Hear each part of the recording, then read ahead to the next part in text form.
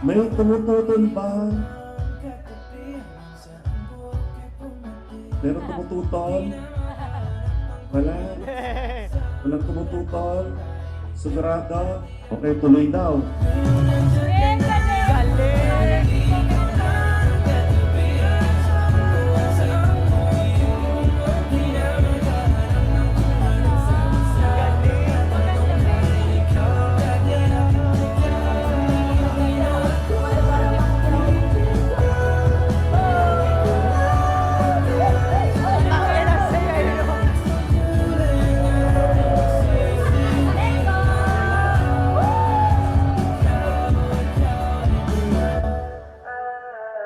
Sabi sa Bible, Genesis chapter 2, it is not good for Julius Brian to be alone.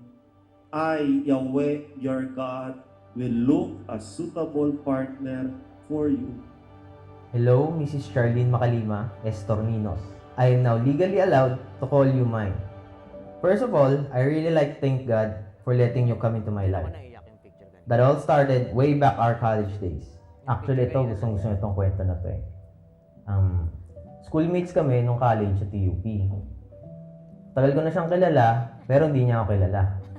Crush ko siya sa madaling salita. Pero hanggang dun lang. Hindi ko na sinubukang manligaw kasi simple, tahimik lang naman ako nun. After namin graduate, nag-start kami sa first job namin. Hindi ko akalain na makakasabay ko siya sa first day. During orientation, doon kami nagkasabay. Doon ko na sinubukan na makilala siya, makausap siya. Hanggang sa dumating yung panahon, nagkapalagayan kami ng loob. Doon ko na siya sinimulang ligawan. Habang unti-unti namin kinikilala ang isa't isa, lumalabas, kumakain, namamasyal. Ayun, dumating din yung panahon na sinagot niya ako.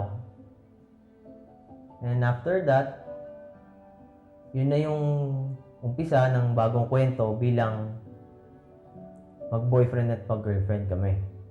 From the moment I met you, I didn't realize I'll be friend with you. Paano ba naman kasi, kaaway ko yung course nyo sa TUP. Kidding aside. Hindi ko talaga expected na magiging jowa kita dahil kargay ka. Ang nasa isip ko noon ay Babaero siguro to. Pero habang nakakasama kita, nag-iiba ang tingin ko sa'yo. Gumagaan lahat ng pakiramdam ko. At peace ako.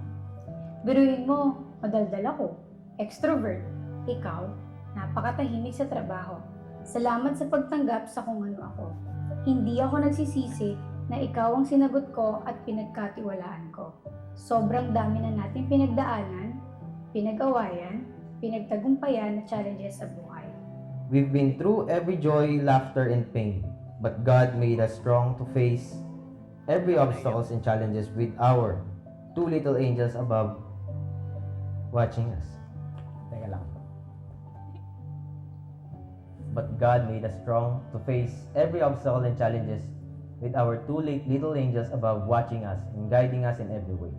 I would like to thank you for loving and believing in me all throughout.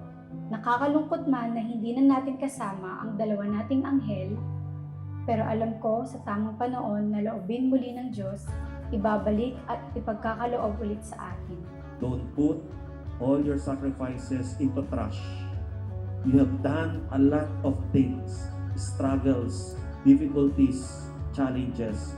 Don't put all your sacrifices into a simple way of committing sin.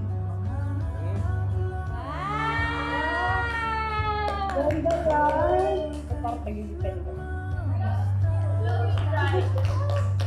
Hi babe, you know how much I love giving gifts to you. So I'm giving something na wala ka pa. You deserve everything in life because you always give everything I want, as long as I deserve. This symbolizes my love and respect for you. See you later, my ride or die. I love you, babe. This necklace is a symbol of my heart. With this key, I give you my heart now and forever. I am so grateful to call you my wife. Thank you babe for this gift. Iingatan mo to. Yes! Thank you!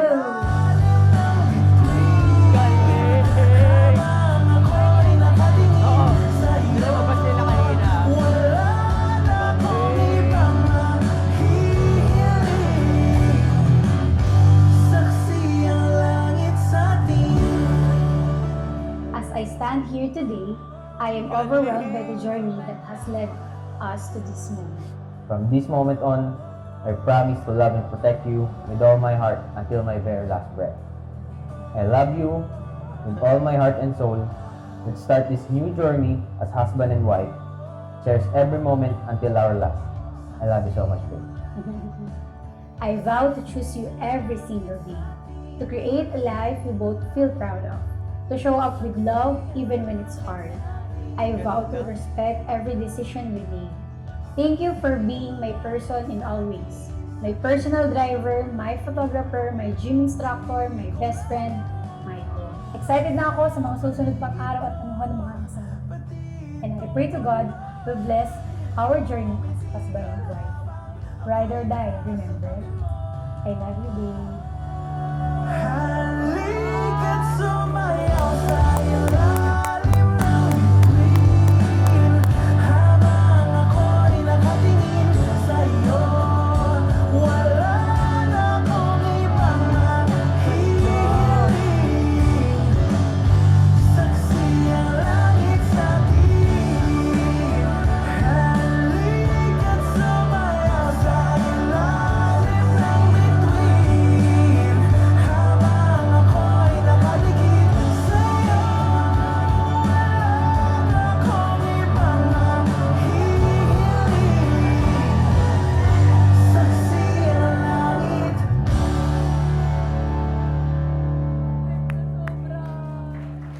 Ganda!